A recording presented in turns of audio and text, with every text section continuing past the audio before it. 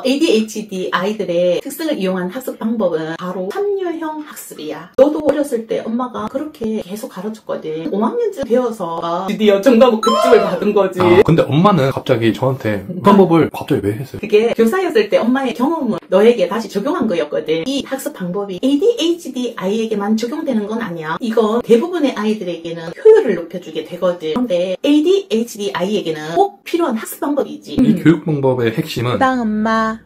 안녕하세요. 당당히 여러분, 허당엄마입니다. 오늘은 ADHD 아이들이 공부하는 것을 집에서 엄마가 어떻게 도와줄까 하는 것에 대해서 우리 이야기 좀 나눠보자. 네, 좋아요. 과거 우리 경험을 통해서 구체적으로 설명을 하면 이 영상을 보고 계신 당당히 가족들에게 좀 도움이 되지 않을까 그런 생각을 합니다. 우선 ADHD 아이들의 특성에 대해서 이야기를 좀 해야 할 것 같아. 아이들의 특성을 잘 이해한다면 오히려 그것을 활용해서 아이들의 성장을 도와줄 수가 있거든. 마지막에는 이것을 보시는 당당히 가족들이 집에서 함께 할 수 있도록 구체적인 학습 방법까지도 우리 소개해드리자. 네, 좋아요.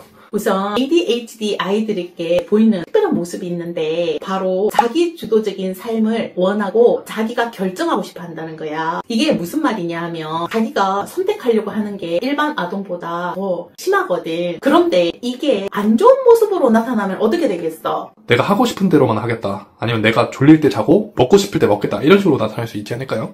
그렇지. 그런데 이걸 잘 생각해보면 어쩌면 자기 주도적인 학습의 키틀이 될지도 몰라. 우리의 경험과 사례를 통해서 이런 ADHD의 특성을 어떻게 학습에 잘 활용할지 이제부터 좀 이야기해보자.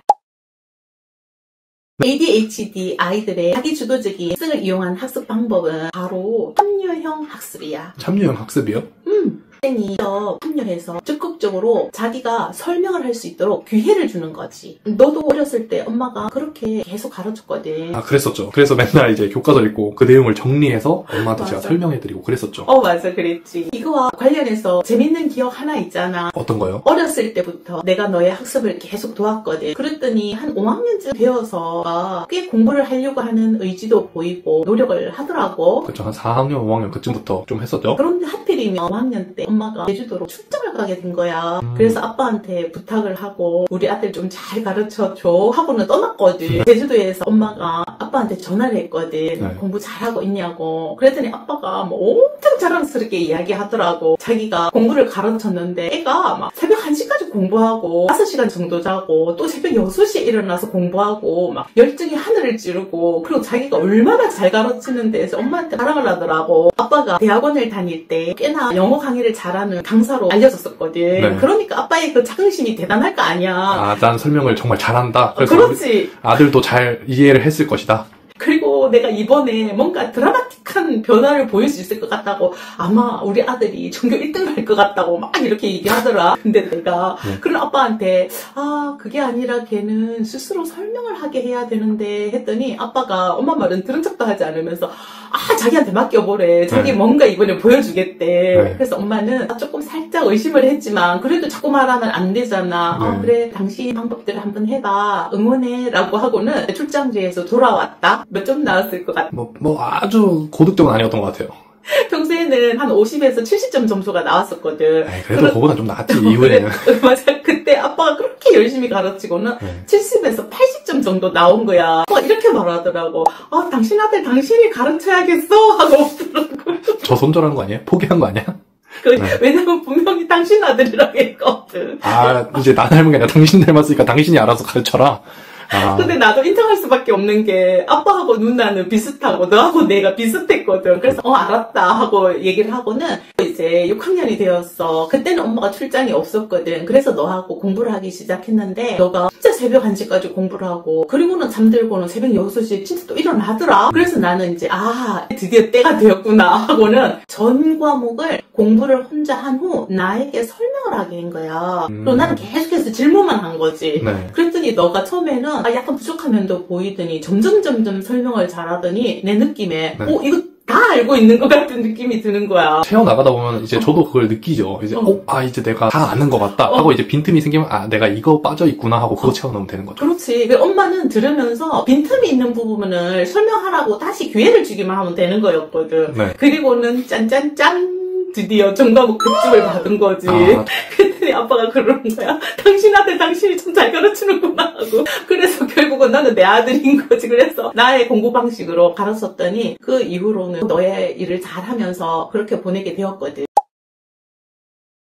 근데 엄마는 갑자기 저한테 왜 설명을 시켰어요? 그 방법을 갑자기 왜 했어요? 그게 교사였을 때 엄마의 경험을 너에게 다시 적용한 거였거든. 그때 나는 조별로 학습을 시켰어. 4명씩 한 조를 이뤄가지고 그 아이들을 공부를 하게 했는데 내가 수업 시간에 개념을 한번 설명을 하거든? 네. 그리고 나서 각 조장을 나오게 해. 그리고 그 조장에게 내가 설명한 것을 다시 나에게 설명을 하게 시키거든. 그러면 그 조장 중에서 한두 명 정도는 설명을 못하고 나머지는 정확하게 이해를 했거든. 예. 근데 이해 못한 한두 명을 이해한 아이가 다시 설명을 하게 해. 그리고 나면 이해 못했던 아이가 없이 모든 조장들은 잘 알아듣게 되는 거거든. 예. 그리고 각 조로 돌아가서 조원들에게 자기만의 방식으로 설명을 하게 하거든. 약간 다단계 같은 방식이네요? 설명 다단계? 뭐 이런 건가? 그렇게 말할 수가 있겠다. 네. 그런데 신기한 거는 내가 설명했을 때는 잘 못 알아듣던 아이들도 그 조의 조장이 설명하면 곧잘 알아듣게 되고 중간에 못 알아들었던 부분은 친구니까 편하게 다시 질문을 하면서 그 빈틈을 메워갈 수가 있어. 오히려 학생이 이제 설명을 하니까 눈높이 교육이 됐겠네. 그렇게 됐지.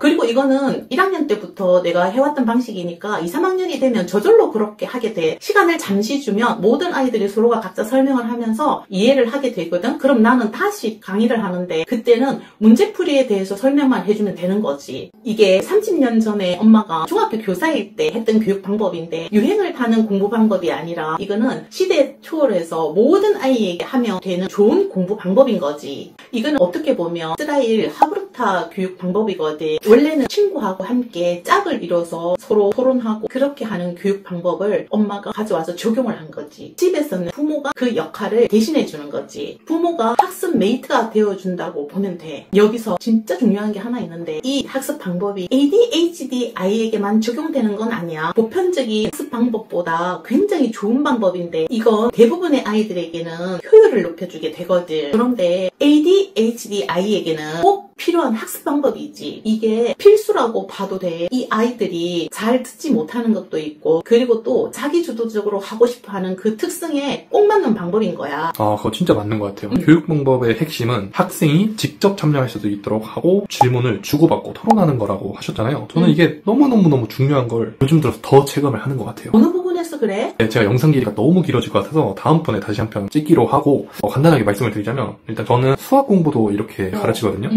정의를 정확하게 이해할 수 있게 제가 질문을 하고 스스로 설명을 시키고 또 수학적 개념이 왜 등장했는지 그 당위성까지도 묻고 토론을 하는데 이렇게 하면 아이들이 굉장히 재밌어하고 수학적 사고를 배우게 되더라고요. 수학을 공부하는 그 태도에 대해서 다음에 또 한 편 찍기로 해요.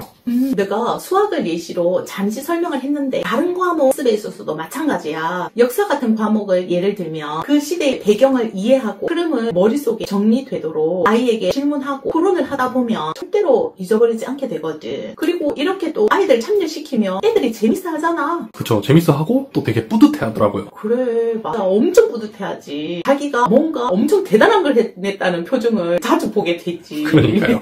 지금 이걸 시청하고 있는 당당히 가족들도 집에서 꼭 이 방법을 써봤으면 좋겠어. 아이와 함께 공부를 하고 부모가 옛날에 자기가 공부했던 방법을 떠올리면서 먼저 경험한 자로서 아이에게 질문을 해주는 거지.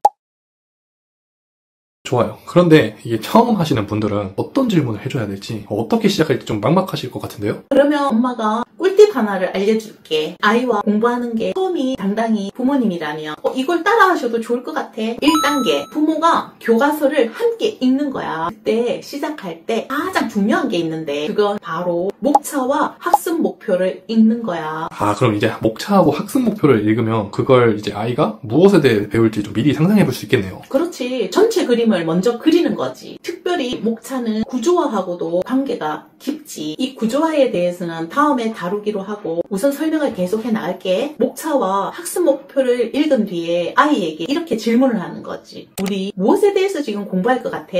우리 무엇을 중요하게 기억해 둬야 할까? 이렇게 아이한테 물어보면 아이는 그것에 대한 답변을 하면서 뇌가 그쪽으로 자연스럽게 집중을 하게 되는 거지. 그리고 2단계 교과서 본문을 가볍게 훑어보면서 읽는 거지. 아, 그냥 전체 내용만 사라락 훑어보는 거예요? 그렇지. 읽으면서 이해가 잘 안 되는 어려운 단어가 보이면 아이가 질문을 하게 하는 거지. 아니면 부모님이 아이에게 먼저 물어보는 거지. 아들, 생산하다가 무슨 뜻인지 알아? 이렇게 물어보는 거지. 처음에는 모르는 부분이 어떤 부분인지를 훑어보면서 간단하게 살펴보는 거지. 그럼 이제 전체 내용이 살짝 그려지긴 하겠네요. 그렇지. 그 다음 3단계. 한번 가볍게 읽은 내용을 목차나 학습 목표를 보면서 다시 질문을 만들어 보는 거지. 이제 정리를 하면서요? 우리 구석기 시대와 신석기 시대에 대해서 알아보았어. 여기서 우리 무엇을 배웠더라? 어떤 내용이 기억에 남아? 그렇게 질문을 하면 뭐 떠듬떠듬 뭔가 내용을 말하게 되지. 근데 이제 너무 기억이 안 나면 어떡해요? 처음에는 단어를 한두 개만 말해도 좋아. 핵심 내용인데 아이가 기억하지 못하고 빠뜨린 게 있을 거거든. 그러면 그거에 대해서 엄마가 질문을 해주는 거지. 예를 들어서 아이가 석기 시대의 토기에 대해서만 기억하고 있다면 이렇게 묻는 거지. 그래. 음식을 담을 수 있는 빗살무늬 토기가 있구나. 그러면 먹는 거 말고 사는 집은 어땠어? 구석기 시대에는 어디에서 살았고 신석기 시대에는 어떤 집에서 살았어? 이렇게 질문을 하면서 세부 내용을 하나씩 채워가는 거지. 아, 그러면 이제 전체 그림이 거의 완성되겠네요. 그렇지. 마지막으로 4단계. 앞의 과정을 충분히 반복하고 나면 아이 머릿속에 정보는 다 있게 되거든. 그런데 아직은 머릿속에 편집인 형태로만 남아있을 거라고. 이걸 아이가 스스로 재구성하고 구조화해서 설명하도록 하는 거지. 이제 부모는 세부적으로 질문하는 게 아니라 큰 목차만 보면서 하나씩 질문을 해주는 거지. 아들, 신석기 시대와 구석기 시대에 대해서 쭉 한번 설명을 해볼래? 이렇게 물어보면 결국에는 구석기 시대와 신석기 시대의 모든 것을 구조화하고 설명을 하고 그 세부적인 내용까지도 설명을 할 수 있어야 하는 거지. 이렇게 들으니까 진짜 옛날 생각 나네요. 이제 제가 어렸을 때 엄마가 저한테 이렇게 가르치셔서 제가 지금 이 모습 그대로 아이들에게 적용하고 있는 거 아닌가 그런 거 같아요. 원래 3대가 지나야 가풍이 생긴다고 하잖아. 그게 우리 집에 뭐 가풍까지는 아니지만 너의 외할아버지, 그러니까 나의 아버지 때부터 이런 학습법으로 자녀를 가르치는 게 나에게서 너에게로 해서 3대째 이렇게 계속 연결되는 거지. 그럼 이제 완전 3대째 내려오는 교육 맛집이네요. 그렇게 말하면 좋겠다. 호당 엄마. ADHD 특성을 활용한 학습 방법으로 참여형 학습 또는 자기주도적인 학습에 대해서 알아봤어. 우리에게 잘 맞았던 방법이니까 당당히 가족들도 이 방법으로 교육을 해봤으면 좋겠어. 역사를 구체적인 예시로 들어서 단계별로 학습을 도와주는 걸 설명을 했는데 당당히 가족들도 집에서 이것을 함께 해보는 시간을 가졌으면 좋겠어. 저희가 특별히 이제 집에서 함께하는 허당엄마표 교육 시리즈를 촬영하는 이유가 이런 거죠. 맞아. 다음에도 또 이렇게 우리의 경험을 바탕으로 한 집에서 할 수 있는 교육 방법이 궁금하시다면 구독을 누르시고 기다려주세요.